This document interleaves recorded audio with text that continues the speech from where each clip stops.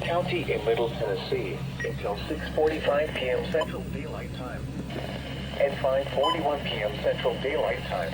A severe thunderstorm was located 7 miles southwest of Woodbury, moving southeast at 40 miles per hour.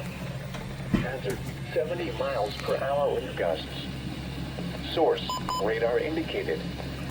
Impact, expect considerable tree damage. Damage is likely to mobile homes, roofs, and outbuildings.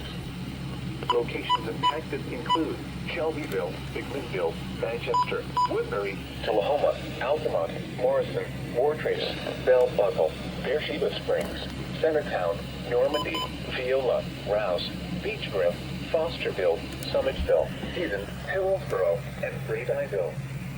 This includes Interstate 24 between mile markers 89 and 126.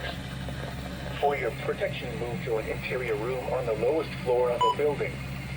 Repeating, a severe thunderstorm warning has been issued until 6:45 p.m. Central Daylight Time for the following counties in Tennessee: Bedford, Coffee, and Grundy.